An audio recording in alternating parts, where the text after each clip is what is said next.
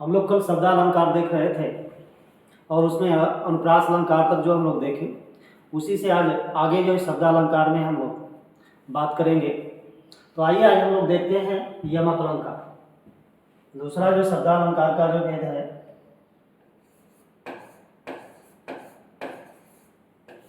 यमक अलंकार।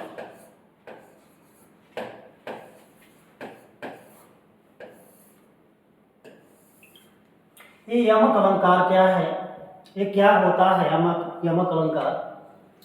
तो अगर इसकी बात किया जाए तो जहां पर किसी शब्द की एक या एक से अधिक बार आवृत्ति होती है, जहां पर किसी शब्द की एक या एक से अधिक बार आवृत्ति होती है और प्रत्येक शब्द से भिन्न भिन्न अर्थ निकलता है, जहां पर किसी शब्द की एक या एक से अधिक बार आवृत्ति का मतलब होता है कि दोबारा आना, उसी शब्द का दोबारा आना। अगर दो बार वही एक ही शब्द आता है तो उसका मतलब होता है कि उसकी एक बार आवृत्ति गिनी जाती है।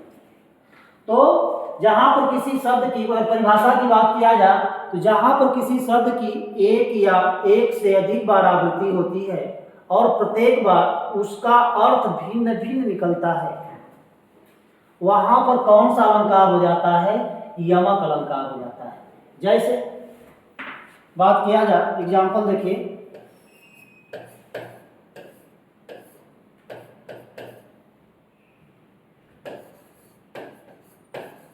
कनक कनकते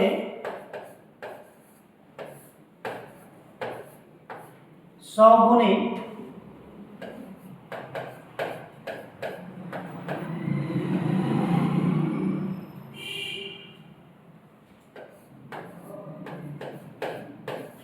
कनक कनकते सौगुनी मादकताधिकार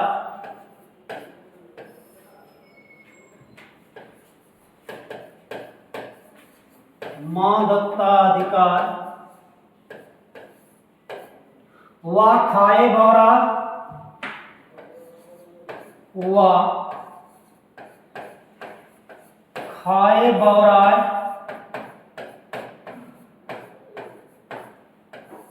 वा खाए बौराय जब या पाए बौराय या पाए बौराय।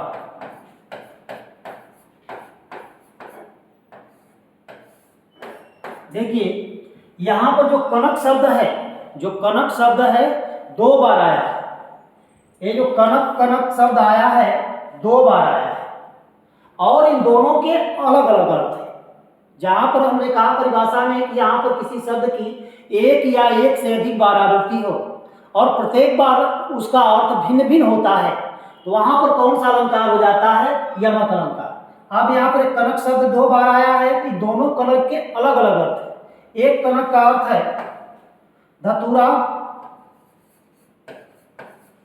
और दूसरे कनक का अर्थ होता है सोना। इसमें से एक कनक का अर्थ है धतूरा और एक कनक का अर्थ क्या है? सोना। यानी कि कनक कनकते सौगुनी मादकताधिकार व खाए बौरा जब या पाए बौरा। व्यक्ति जब अगर सोना भी पा जाता है, इसमें इसकी जो मादकता होती है, एक आ रहा है धतूरे से 100 गुनी होती है। जिस प्रकार से कोई अगर धतूरा खा लेता है और धतूरा खा करके एक तरह से पागलपन हो जाता है, बौरा जाता है, पागल जैसा हो जाता है, वही स्थिति कब होती है? जब व्यक्ति सोना अगर पा जाए, गिरा हुआ अगर सोना भी पा जाता है तो वो भी इतनी प्रसन्न हो जाता है जैसे ऐसा लगता है कि एक तरह से बौरा गया है, एक तरह से पागल जैसा हो गया है। तो इसमें भी कौन सा अलंकार हो जाता है? यमक अलंकार। और देख लीजिए इसके एग्जाम्पल,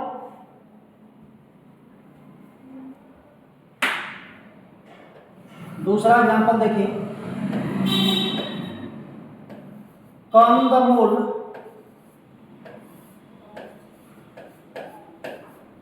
कंदमूल भोग करे कंदमूल भोग करे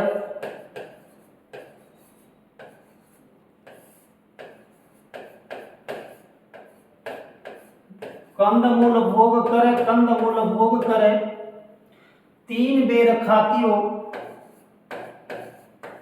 तीन बेर खाती, 3 बेर खाती, तो वे 3 बेर खाती है, तो वे 3 बेर खाती है।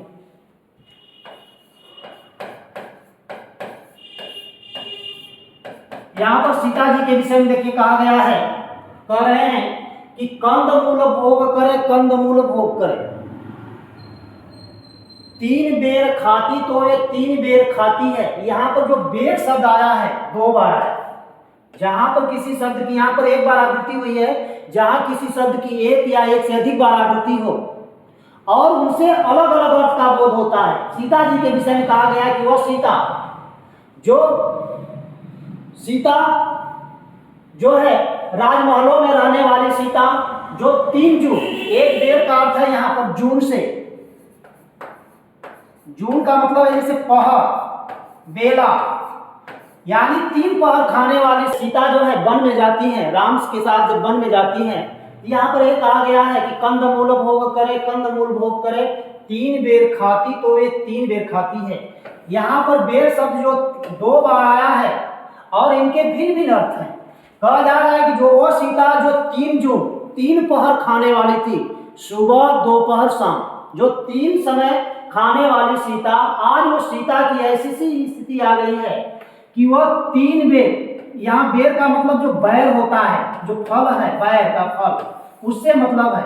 इसका अर्थ है बैर, फल, जो बैर का फल होता है उसके विषय में कहा गया है। यहाँ पर जो बेर शब्द है इसका अर्थ है जून या पहर। 3 समय या 3 जून खाने वाली जो सीता है, आज उस सीता की ऐसी सी स्थिति आ गई है कि 3 बैरों को खा करके अपना क्या कर रही है, गुजारा कर रही है। 3 बैरों को खा करके, बैर के 3 फलों को खा करके वो अपना क्या कर रही है, जीवन यापन कर रही है।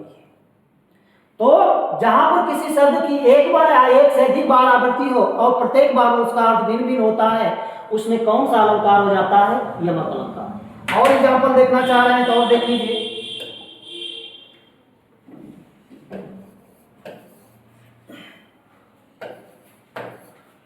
कुल खोए, कुल उबरे,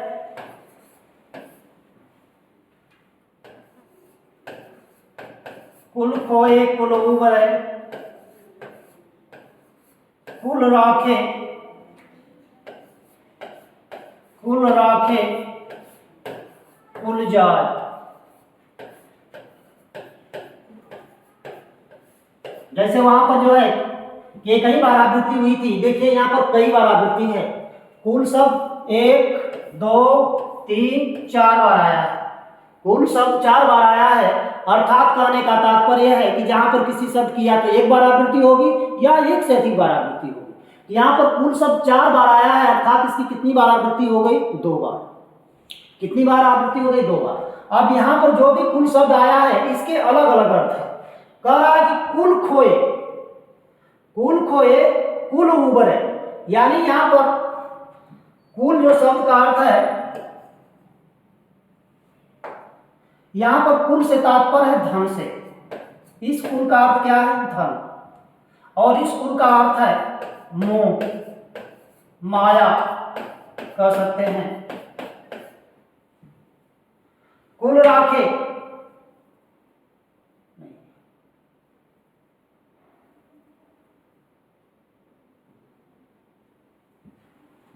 कुल खोए, कुल उबरे, कुल राखे, कुल जाय। जो विकल्प है इसमें कुल शब्द 4 बार आया है और सबके जो भिन्न भिन्न अर्थ का बोध करा रहा है। कुल माने धन है, एक कुल का अर्थ है मोह माया, और कुल माने अर्थ होता है परिवार। एक कह रहा है कि कुल खोए, मतलब धन खोने से क्या उपजती है, मोह। जब धन जाता है या धन जब खोया जाता है, धन खर्च किया जाता है, तो धन से क्या उपज जाता है, मोह। कुल राखे, जब परिवार का ध्यान रखा जाता है तो जो संपदा, जो धन है, वो सब कुछ क्या हो जाता है, चला जाता है।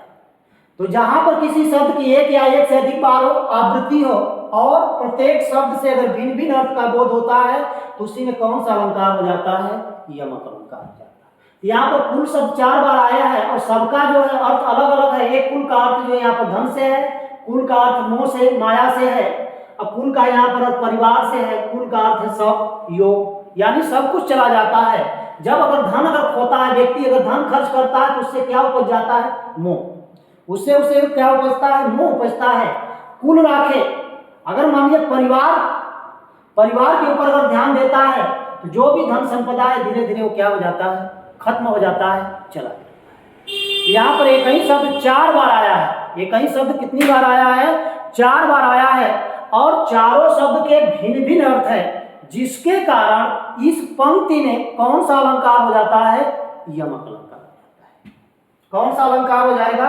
यमक अलंकार। अगर और भी देखना चाह रहे हैं तो एक एग्जाम्पल और देख लीजिए। चौथा,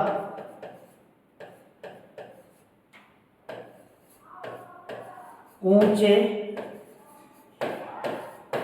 ऊंचे घोर मंदिर के अंदर, मंदिर के अंदर रहन वाली,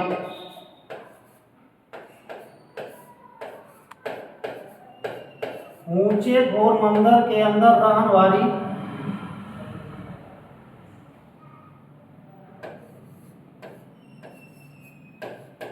ऊंचे घोर मंदिर के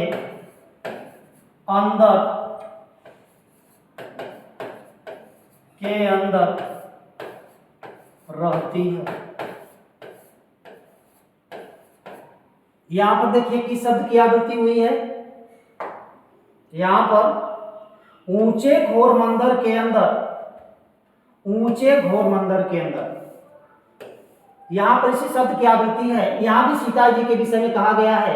अब यहां पर ऊंचे घोर मंदिर का तात्पर्य है अट्टालिका, अट्टालिका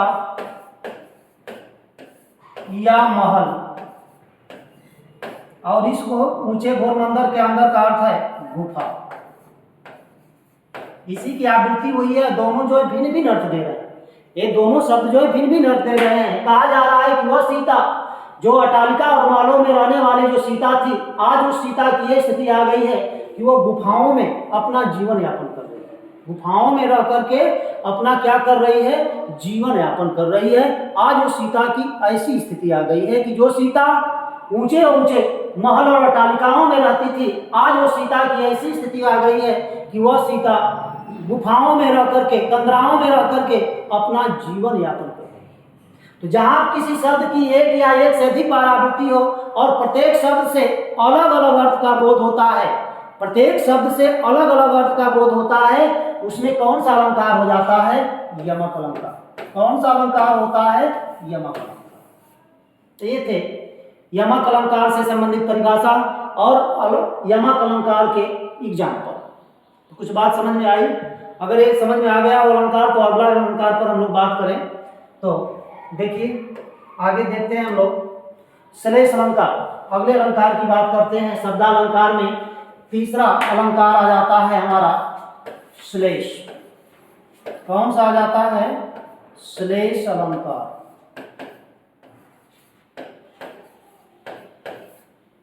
इधर ध्यान दीजिए।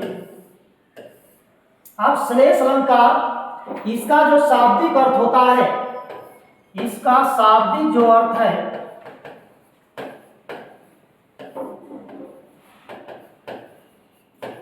इसका शाब्दिक अर्थ होता है चिपकना। क्या होता है? चिपकना या मिलना, या कह सकते हैं संयोग। ऐसे भी क्वेश्चन बन जाता है, कभी कभी पूछ देता है कि श्लेष अलंकार का शाब्दिक अर्थ क्या है, इसका शाब्दिक अर्थ क्या होता है। तो ध्यान रखिएगा कि इसका शाब्दिक अर्थ होता है चिपकना, मिलना अथवा संयोग। तो अगर इसकी परिभाषा की बात किया जाए कि श्लेष अलंकार की परिभाषा क्या होती है, इसी से परिभाषा भी निकल जाएगी कि जहां पर किसी शब्द में, जहां पर किसी एक शब्द में दो या दो से अधिक अर्थ चिपके हों, जहां किसी शब्द में दो या दो से अधिक अर्थ चिपके हों और उसके अर्थ भिन्न भिन्न हों, उसके अर्थ क्या होते हैं? भिन्न भिन्न होते हैं, वहां पर कौन सा अलंकार हो जाता है? श्लेष अलंकार।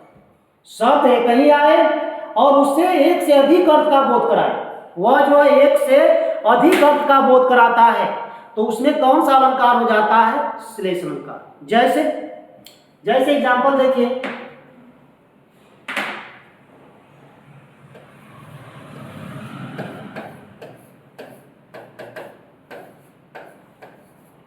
रहीमन पानी राखिए, रहीमन पानी राखिए, बिन पानी सब सोन,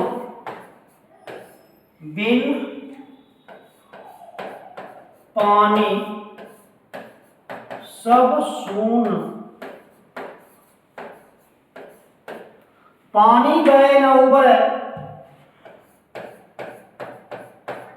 पानी गए न उबरे, पानी गए न उबरे,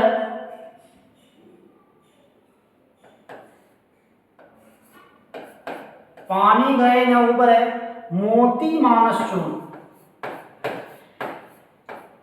मोती मानस चून। यहां पर देखिए जो पानी शब्द आया है, इस पानी शब्द में तीन अर्थ चिपके हुए। ये जो पानी शब्द में जहां पर कोई शब्द एक ही बार आए, यहाँ पर पानी शब्द 3 बार आया तो उससे कोई तात्पर्य नहीं है, इसके एक ही अर्थ समझिए। जो पानी शब्द है इसमें 3 अर्थ चिपके हुए, इसके 3 अर्थ हैं। मोती के लिए इसका कोई और अर्थ है, मानस का लिए कुछ और अर्थ है, और चूने के लिए कुछ और अर्थ है। मानस का मतलब यहाँ पर मनुष्य से है, मानस मनुष्य, चून मतलब चूना।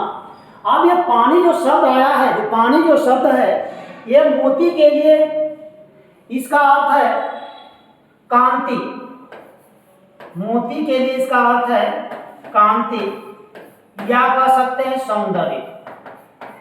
इस पानी का अर्थ, इस पानी का अर्थ जो है मोती के लिए इसका क्या अर्थ है? कांति से संबंधित है। मनुष्य के लिए इस पानी का अर्थ जो है प्रतिष्ठा है, इज्जत। क्या तात्पर्य है? प्रतिष्ठा, या कह सकते हैं इज्जत। चूने के लिए इस पानी का अर्थ है जल। अब इस पानी के देखिए 3 अर्थ हैं। एक तो इस पानी का अर्थ कांति से है, एक पानी का अर्थ प्रतिष्ठा से है, एक पानी का अर्थ क्या है? जल से है। इस पानी में 3 अर्थ चिपके हैं। अब मोती के लिए इसका अर्थ जो पानी का यहाँ पर तात्पर्य कांति या सौंदर्य से है। मनुष्य के लिए पानी का तात्पर्य प्रतिष्ठा या इज्जत से है, और चूने के लिए इस पानी का अर्थ क्या है? जल से। ये कहा जा रहा है कि रहीमन पानी राखिए, बिन पानी सब सून, पानी गए न उबरे, मोती मानस चून। ये कहा जाता है कि जब मोती की अगर कांति या सौंदर्य अगर चला जाता है तो मोती क्या हो जाती है? बेकार हो जाती है। वो मोती क्या हो जाती है? बेकार हो जाती है, किसी लायक नहीं रह जाती है अगर उसका सौंदर्य खत्म हो जाता है, उससे कांति अगर चली जाती है। उसी प्रकार से मनुष्य की अगर प्रतिष्ठा या इज्जत अगर चली जाती है तो उसके लिए समाज में रहना बेकार हो जाता है, सब कुछ उसका चला जाता है। अगर चूने से अगर जल को निकाल दिया जाए तो चूना बेकार हो जाता है, अर्थात चूना क्या हो जाता है? मर जाता है। चूना भी क्या होता है? मर जाता है। यहाँ पर जो पानी, रहीमन पानी राखिए, बिन पानी सब सून। हे प्रभु, मेरे प्रतिष्ठा, मेरे इज्जत को मेरे रख लीजिए। इस पानी बिना इस संसार में सब कुछ सुना है, कुछ भी नहीं है, सब कुछ बेकार है। यहाँ पर जो शब्द आया है मोती, मानस, चून, इन तीनों के लिए इस पानी के अलग अलग है। जैसे कांति कह रहे हैं कि इसके बिना मोती के संदर्भ में यह है कि अगर मोती का सौंदर्य, उसका चमक, कांति माने चमक, अगर उसकी चमक चली जाती है तो मोती क्या हो जाती है? बेकार हो जाती है। उस मोती का कोई मतलब नहीं रहता है। मनुष्य की अगर प्रतिष्ठा या इज्जत खत्म हो जाती है तो संसार में कुछ भी नहीं होता, रह जाता है। और चूने से अगर जल को निकाल दिया जाए तो चूना भी क्या हो जाता है? बेकार हो जाता है। एक ही शब्द में कई अर्थ चिपके हैं, तीनों शब्दों के लिए इस पानी के अलग अलग अर्थ हैं, तीनों के लिए अलग अलग अर्थ हैं। अब देखिए आगे अगर बात किया जाए जो श्लेष अलंकार होता है, श्लेष अलंकार दो प्रकार का होता है। जो श्लेष अलंकार है कितने प्रकार का होता है? दो प्रकार का होता है। कौन कौन सा? आइए इसकी बात हम लोग करते हैं। तो एक होता है अभंग श्लेष, अभंग श्लेष। दूसरा इसका जो भेद होता है वह होता है सभंग, सभंग श्लेष। कौन सा श्लेष? सभंग श्लेष। अब ये दो प्रकार का होता है। अभंग श्लेष क्या होता है, सभंग श्लेष क्या है? जो अभंग श्लेष होता है तो ये जैसा कि हम लोग जानते हैं कि जहां पर अ उपसर्ग आता है, जहां पर अ उपसर्ग आता है तो इसका अर्थ किस रूप में हम लोग ग्रहण करते हैं? इसका अर्थ किस रूप में हम लोग ग्रहण करते हैं? नहीं के अर्थ। इसका अर्थ नहीं के अर्थ में लिया जाता है। अभंग अर्थात कहने का मतलब यह है कि श्लेष अलंकार में जो एक शब्द आता है अगर उसमें कई अर्थ चिपके हों बिना भंग किए, अगर उसमें बिना उसको तोड़े अगर उससे कई अर्थ निकल जाते हैं, अगर उस शब्द को बिना तोड़े बिना खंड किए अगर एक ही शब्द से कई अर्थ निकल जाते हैं तो उसे हम क्या कहते हैं? अभंग श्लेष। उसे हम क्या कह देते हैं? अभंग श्लेष। सभंग, जिससे कि जो शब्द आता है उसे एक अर्थ तो निकलता है और जब उसको तोड़ दिया जाए, जब उसे भंग कर दिया जाए तो उससे जब दूसरा अर्थ निकल जाता है तो उसी को हम क्या कह देते हैं? सभंग श्लेष। बिना शब्द को तोड़े या बिना खंड किए, इसकी परिभाषा ये हो जाएगी कि जहां पर किसी शब्द को बिना तोड़े या बिना खंड करे एक से अधिक अर्थ निकलते हैं तो वहां पर कौन सा श्लेष होता है? अभंग श्लेष होता है। जहां पर शब्द को खंड करने के बाद उससे दूसरे अर्थ का बोध होता है, दूसरा अर्थ निकल जाता है तो उसमें कौन सा श्लेष हो जाता है? सब। इन दोनों में अंतर यही है, एक भेद है अभंग श्लेष, दूसरा है सभंग श्लेष। जहां पर खंड बिना किए एक से अधिक अर्थ निकलते हैं अभंग, और जहां पर खंड करने के बाद उसका दूसरा अर्थ निकल जाता है तो वहां पर कौन सा श्लेष हो जाता है? सभंग श्लेष हो जाता है। आइए एग्जाम्पल से देखते हैं, बात समझ में आएगी। देखिए जैसे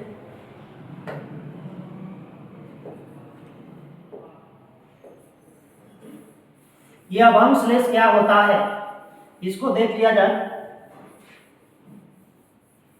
तो अ माने नहीं, भंग माने तोड़ने पर या खंड करने पर, अर्थात श्लेष का वह भेद जिसे बिना भंग किए, जहां पर कोई एक ही शब्द आए और उसे बिना भंग किए अगर उससे एक से अधिक अर्थ का बोध हो जाता है तो वहां पर कौन सा श्लेष हो जाता है? अभंग श्लेष हो जाता है। आइए इसको मिटा करके फिर से देखते हैं। देखिए एग्जाम्पल, अभंग श्लेष। परिभाषा की बात किया जाए तो जहां पर किसी शब्द को बिना भंग किए बिना तोड़े एक से अधिक अर्थ निकल जाता है, अर्थात उसमें एक से अधिक अर्थ चिपके होते हैं, वही कौन सा श्लेष हो जाता है? अभंग श्लेष हो जाता है। जैसे देखिए पुराना बहुत एग्जाम्पल है, उसी को देख लेते हैं। चरण धरत चिंता करत, चरण धरत चिंता करत चितवत चारहु ओर, चितवत चारही चारिहु ओर, सुवर्ण को खोजत फिरत कवि में विचारी चोर। सुवर्ण को खोजत फिरत, खोजत फिरत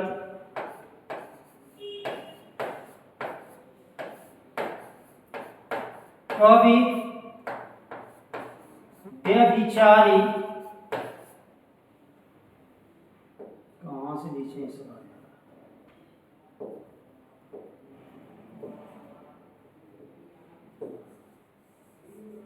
सुवर्ण को खोजत फिरत कवि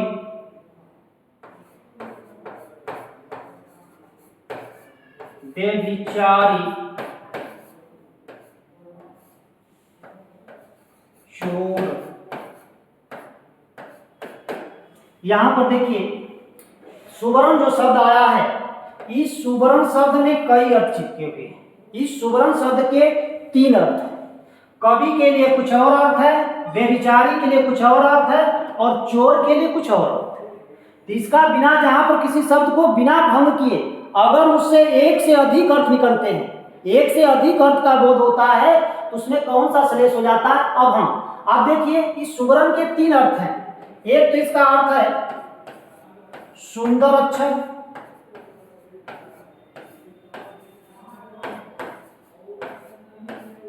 दूसरा इसका अर्थ है सुंदर स्त्री, तीसरा इसका अर्थ हो जाता है सोना। तीसरा इसका अर्थ क्या है? सोना। इस सुवर्ण में 3 अर्थ चिपके हुए और बिना खंड किए ही इससे तीनों अर्थ का बोध होता है। अब यहाँ पर जो शब्द कवि आया है, कवि के लिए यहाँ पर सुवर्ण का अर्थ है, कवि के लिए जो सुवर्ण का क्या अर्थ है? सुंदर अक्षर। कवि जो अगर ढूंढता है, क्या खोज रहा है? सुंदर अक्षर। सुंदर अक्षर की चाह में जो है क्या कर रहा है? इधर उधर जो है फिर रहा है। चरण धरत चिंता करत चितौत चारों, यानी चरण को धरता है और चिंता करता है और चारों ओर देख रहा है कि सुवर्ण को खोजत फिरत कभी भी विचारी छो कि हमें तो कोई देख नहीं रहा है, लेकिन किस चाह में चारों ओर घूम रहा है? सुंदर अक्षर। कवि क्या चाहेगा? सुंदर अक्षर। और व्यभिचारी के लिए इस सुवर्ण का अर्थ है सुंदर स्त्री। अगर व्यभिचारी है, दुराचारी है, तो किसकी खोज में टहल रहा है? सुंदर स्त्री। जो व्यभिचारी है वो, इसके लिए सुवर्ण का अर्थ क्या है? सुंदर स्त्री। और चोर के लिए सुवर्ण का अर्थ क्या है? सोना। चोर के लिए सुवर्ण शब्द का क्या अर्थ है? सोना। तो जहां पर किसी शब्द को बिना भंग किए, बिना खंड किए अगर उससे एक से अधिक अर्थ का बोध होता है, एक से अधिक अर्थ निकल जाता है, उस शब्द को बिना तोड़े अगर एक से अधिक अर्थ निकल जाता है, तो उसमें कौन सा अलंकार हो जाता है? श्लेष अलंकार। कौन सा अलंकार आपका हो जाता है? श्लेष अलंकार। इस सुवर्ण शब्द के 3 अर्थ हैं। कवि के लिए सुंदर अक्षर, व्यभिचारी के लिए सुंदर स्त्री, और चोर के लिए सुवर्ण शब्द का क्या अर्थ है? सोना। चोर के लिए सुवर्ण का क्या अर्थ? सोना। तो ये तो था अभंग श्लेष। इसका दूसरा भेद हम लोग देख लेते हैं। आइए,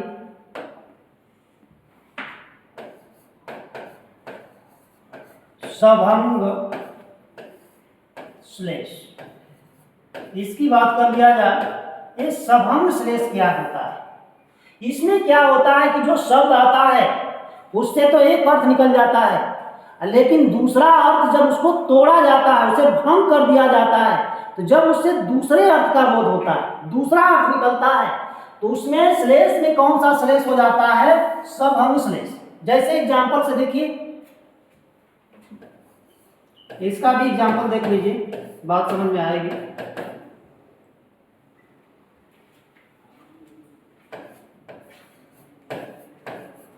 चिरजियो,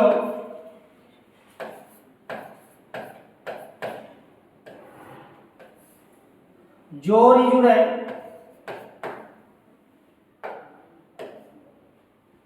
चिरजियो, जोरी, जोरी जुड़े, क्यों न सने गंभीर, क्यों न स्नेह गंभीर,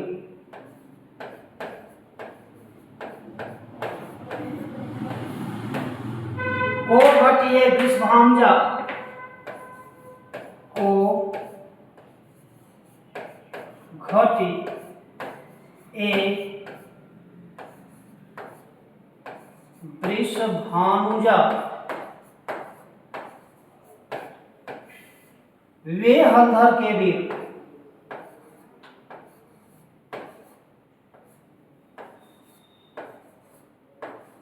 वे हलधर के वीर।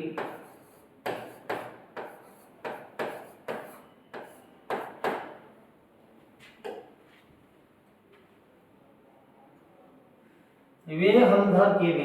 देखिए, चिर जियो जोर जुड़े क्यों न सने गंभीर, कह रहा है कि चिर जियो जोर जुड़े क्यों न सने गंभीर, वह जोड़ी चिरंजीवी हो, निरंतर काल तक जीवित हो, जिनके मध्य में क्यों न सने गंभीर, जिनके मध्य में क्या है, स्नेह है, प्रेम है, वह जोड़ी जो है चिरंजीवी हो, वह जोड़ी जुड़े, वह जोड़ी जो है चिरंजीवी हो, चिरंजीवी हो, निरंतर मतलब अनिश्चित काल तक जीवित रहे। ओ घट ये वृषभानुजा वे हलधर के भी। अब यहाँ पर जो वृषभानुजा शब्द आया है, ये वृषभानुजा शब्द किसके संदर्भ में आया है, राधा। वृषभानुजा का यहाँ पर अर्थ क्या है, राधा। दूसरा शब्द आया हलधर के भी, इसका अर्थ है कृष्ण, बलराम के भाई कौन, कृष्ण से, कि वह जोड़ी यानी राधा कृष्ण की वह जोड़ी जिनके मध्य में स्नेह है, प्रेम है, वह जोड़ी चिरंजीवी हो, वह जोड़ी चिरंजीवी हो, वह जोड़ी क्या हो, चिरंजीवी हो। तो ये वृषभानुजा, वृषभानु नाम के एक राजा थे, अजा माने पुत्री, वृषभानुजा, वृषभानु की जो पुत्री थी वह कौन थी, राधा। हलधर के भी बलराम के भाई कृष्ण, तो बलराम के भाई कृष्ण यानी कृष्ण और राधा की वह जोड़ी जिनके मध्य में स्नेह है, चिरंजीवी हो। एक अर्थ तो ये निकल जाता है, और जब इसी शब्द को भंग कर दिया जाता है, बिना भंग किए एक अर्थ तो ये निकल रहा है, और जब इसी को अगर भंग कर दिया जाता है तो इससे दूसरे अर्थ का भी बोध हो जाता है। जैसे इसको भंग कर दिया जाए कि वृषभ धन क्या हो जाएगा, अनुजा। इस शब्द को अगर तोड़ दिया जाए वृषभ भानुजा, एक अर्थ तो राधा के रूप में निकल रहा है, जब इसको तोड़ रहे हैं तो वृषभ धन अनुजा, वृषभ माने क्या होता है, बैल, वृषभ का अर्थ क्या है, बैल, अनुजा का अर्थ क्या है, बहन, अनुजा माने क्या होता है, बहन, यानी बैल की जो बहन है, बैल की जो बहन है वो कौन सी है, गाय। बैल की बहन कौन होती है, गाय। इसको तोड़ने पर इसका दूसरा अर्थ क्या आ रहा है, गाय। बिना तोड़े तो अर्थ निकल गया, और जब इस शब्द को तोड़ा जा रहा है तब एक दूसरा अर्थ निकल रहा है। वृषभ माने बैल, अनुजा माने होता है बहन, तो बैल की बहन कौन होती है, गाय। तो यहाँ पर यह है कि गाय और बैल हलधर के भी, जिनके कंधों पर हलधर होता है, हल होता है, उसके संदर्भ में कहा गया है कि गाय और बैल की वह जोड़ी जिनके मध्य में स्नेह है, प्रेम है, वह जोड़ी निरंतर, और निरंतर मतलब चिरंजीवी हो, वह जोड़ी जुड़े मतलब वह जोड़ी जिनके मध्य में स्नेह है, गाय और बैलों की वह जोड़ी, वह जो है चिरंजीवी हो, अनिश्चित काल तक क्या रहे, जीवित रहे। जिनके मध्य में स्नेह है, प्रेम है, जिन दो जोड़ियों के मध्य में, यानी गाय और बैलों की वह जोड़ी जिनके मध्य में स्नेह है, वह जोड़ी जो है चिरंजीवी हो, वह जोड़ी क्या हो, चिरंजीवी। तो एक तो बिना तोड़े, बिना भंग किए एक तो अर्थ निकल रहा है, एक जब इसको भंग कर दिया जा रहा है, जब इसी को एक बार तोड़ दिया जा रहा है, भंग कर दिया जा रहा है, तो इससे दूसरे अर्थ का बोध हो जाता है। तो उसी में कौन सा श्लेष हो जाता है, सभंग। जहां पर किसी शब्द को बिना भंग किए एक अर्थ निकलता है, और जब उसी को तोड़ दिया जाता है, तो जब उससे दूसरे अर्थ का बोध हो जाता है, तो उसमें कौन सा अलंकार हो जाता है, श्लेष। तो अभंग, अभंग का मतलब भंग, बिना भंग किए, अगर उससे कई अर्थ निकलता है, अभंग श्लेष। जहां पर किसी शब्द, अगर कोई शब्द आता है उसमें कई अर्थ चिपके होते हैं, तो बिना भंग, जैसे एक अर्थ तो बिना भंग किए निकला है, और जब इसी को तोड़ दिया जा रहा है, अर्थात भंग, जब भंग कर दिया जा रहा है, तो जब उससे दूसरे अर्थ का भी बोध होता है, तो उसमें कौन सा अलंकार हो जाता है, सभंग। तो ये अलंकार, श्लेष अलंकार के दो भेद हैं, अभंग श्लेष और सभंग श्लेष। जहां पर बिना शब्द को भंग किए अगर एक से अधिक अर्थ का बोध होता है तो भंग श्लेष, और जहां पर उसे भंग करने के बाद, तोड़ने के बाद जब उससे दूसरे अर्थ का बोध निकलता है, दूसरा अर्थ अगर का बोध होने लगता है, तो उसी में कौन सा श्लेष हो जाता है, सभंग श्लेष हो जाता है। कौन सा श्लेष, सभंग श्लेष। ये बात समझ में आई? अगर आ गई है तो चलिए आगे हम लोग बढ़ते हैं। ठीक है, तो आगे चलिए। शब्दालंकार का अगला भेद हो जाता है वक्रोक्ति अलंकार। चौथा अलंकार है इसमें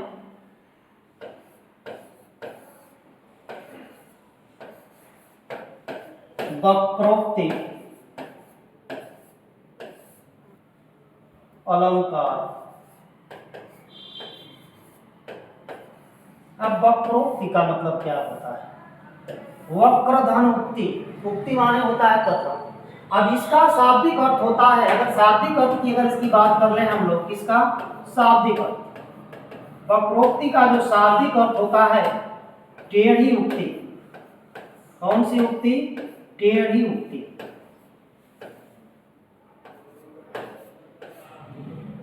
वक्रोक्ति का शाब्दिक अर्थ है टेढ़ी उक्ति।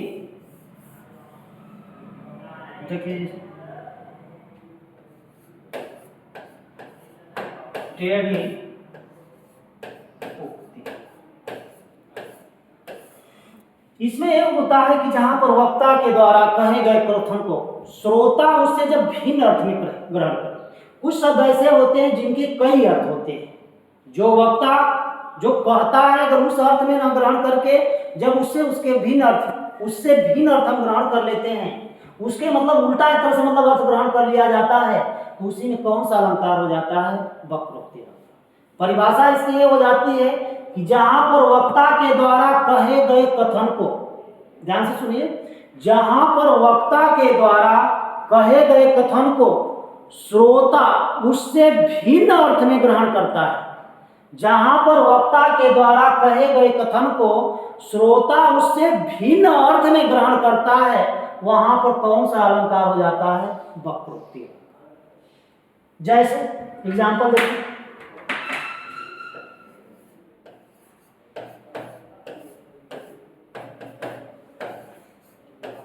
मैं सुकुमारी नाथ, मैं सुकुमारी नाथ वन जोगु, वन जोगु,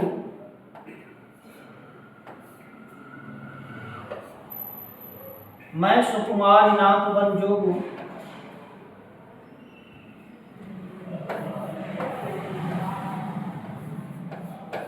तुम्हें उचित तप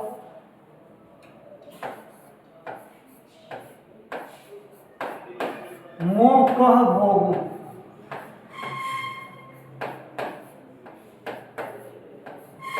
मोह कह भोगु।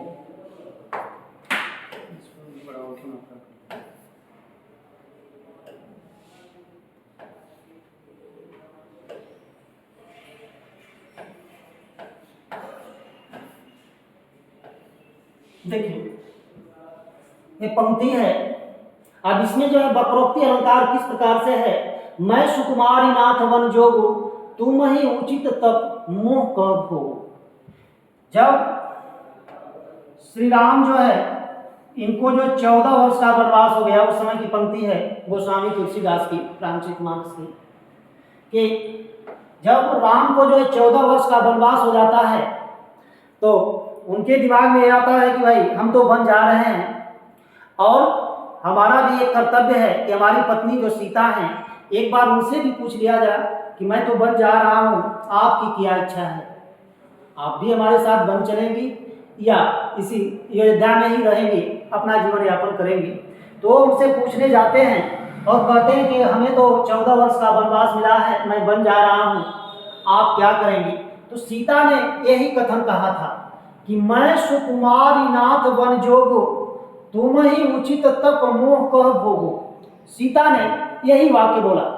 तो यही हूबहू राम को समझ में आ रहा है कि सीता जी ये कह रही हैं। राम के सुनने में, सीता ने तो कह दिया, लेकिन राम के सुनने में क्या आ रहा है? राम ने यही समझा कि सीता कह रही कि मैं सुकुमारी नाथ, हे स्वामी, नाथ माने स्वामी, हे स्वामी मैं सुकुमारी हूँ, मैं राजमहलों में रहने वाली हूँ, मैं सुकुमारी नाथ बन जो, हे नाथ मैं सुकुमारी हूँ, मैं कोमल अंगों वाली हूँ, राजमहलों में रह करके बड़ी हूँ, पली बड़ी हूँ, मैं वन के योग्य नहीं हूँ।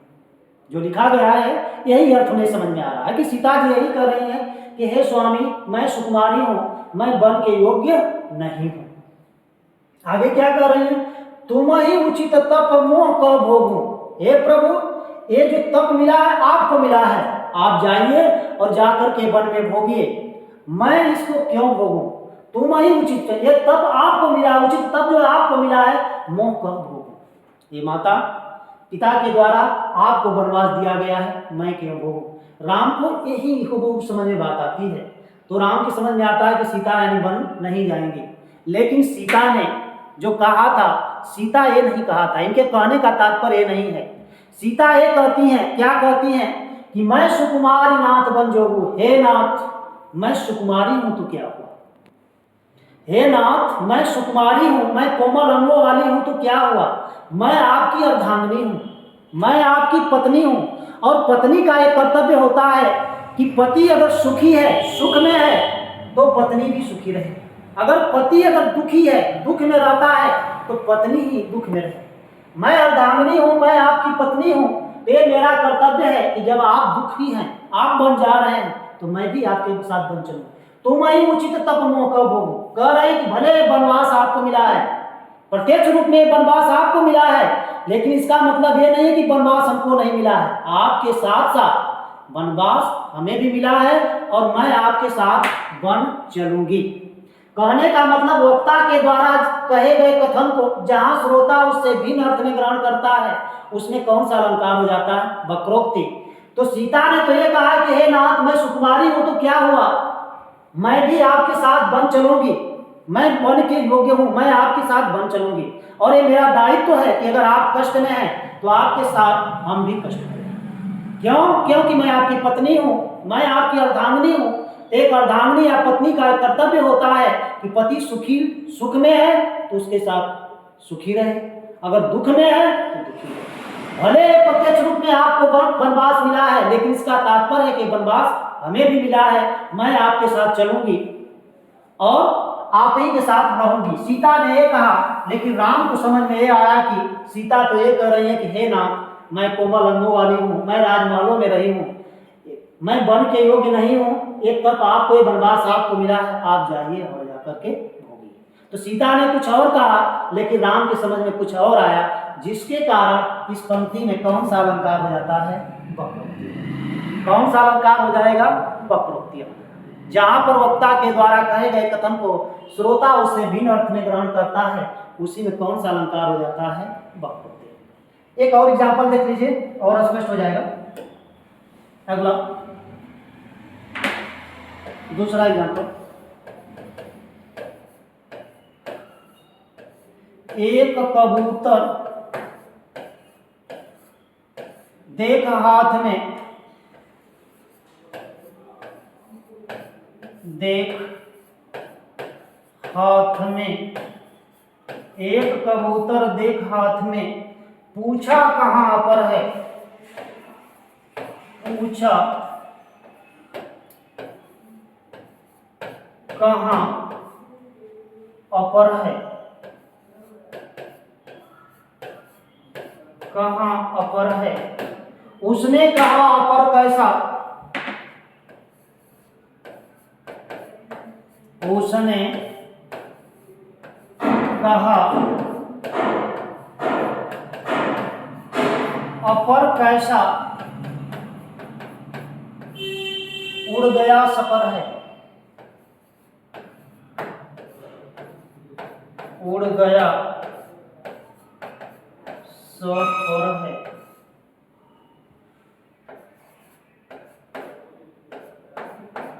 देखिए, ये पंक्ति उस समय की है, नूरजहां और शाहजहां की कहानी सुने होंगे, तो उसे जो कबूतर का बहुत शौक था, कबूतर जो है वो रखती थी। तो एक बार जैसे एक कबूतर देख हाथ में, पूछा कहां अपर है, जैसे यहाँ पर जो अपर शब्द आया, अ माने नहीं, पर माने पैर, अपर माने उसने कबूतर देख हाथ में, पूछा कहां अपर है। इस अपर का अर्थ है दूसरा, अपर माने क्या है, दूसरा। उसने कहा अपर कैसा, उसने कहा अपर कैसा। अब यहाँ पर जो अपर शब्द आया है, अ माने नहीं, पर माने पैर, बिना पैर का, इसका अर्थ है बिना पैर का। यहाँ पर स पर माने पैर वाला, इसका अर्थ है पैर वाला। तो एक बार हुआ क्या कि शाहजहां कहीं गए थे और आते हैं तो देखते हैं कि ये जो नूरजहां है एक बर्जे पे खड़ा होकर के एक कबूतर उसके हाथ में है और उसको ऐसे ऐसे कर रही थी, उस कबूतर को हाथ में ले करके ऐसे ऐसे कर रही थी।